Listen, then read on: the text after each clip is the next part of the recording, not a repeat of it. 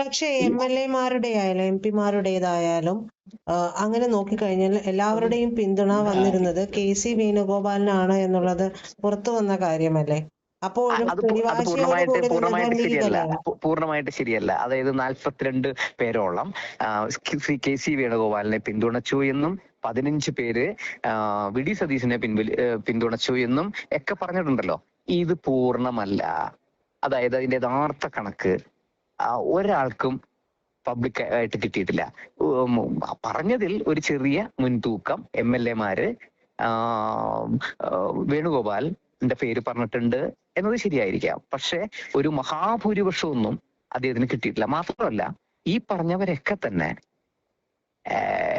High command തീരുമാനിച്ചോളൂ എന്നാ പറഞ്ഞത്. അവസാനം ഐക്യകണ്ഠേന പാസ്സാക്കിയത് എന്താണ്? ഹൈക്കമാൻഡ് തീരുമാനിച്ചോളാനാണ്. ഹൈക്കമാൻഡിനാണ് വിട്ടത്. അപ്പൊ അത് കഴിഞ്ഞാൽ അതൊക്കെ പോയി. അതിന് മുമ്പുള്ള തീരുമാനങ്ങളൊക്കെ പോയി. ഹൈക്കമാൻഡിനെ വിട്ടേക്കാണ്. ഹൈക്കമാൻഡ് തീരുമാനം. ഹൈക്കമാൻഡ് ഇവിടുത്തെ വിജയ സാധ്യതകളും പിന്നെ ക്യാഷ് ഫ്ലോ മാനേജ്മെന്റിനും ഒരു സയന്റിഫിക് ആയിട്ട് ഈ കോൺഗ്രസ് കൊടുക്കുന്ന പദ്ധതികൾ നടപ്പാക്കാനും ഒക്കെ ഉള്ള കഴിവുള്ളത് ആരാണെന്ന് എല്ലാ നേതാക്കളോടും ചോദിച്ചപ്പോ അവര് പറഞ്ഞ അഭിപ്രായം നടപ്പാക്കി. അല്ലാതെ ഈ മുസ്ലിം ലീഗിന്റെ ഒരു തീരുമാനം നടപ്പാക്കാനല്ല ചെയ്തേ.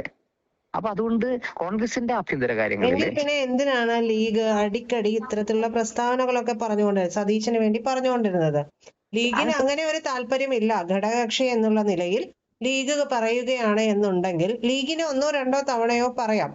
പക്ഷെ അതിനും അപ്പുറം ലീഗ് പാണക്കാട് വീട്ടിൽ പോയി ചർച്ച നടത്തുന്നത് ഉൾപ്പെടെയുള്ള കാര്യങ്ങളിലേക്ക് എത്തിക്കേണ്ട കാര്യങ്ങൾ ഉണ്ടായിരുന്നോ?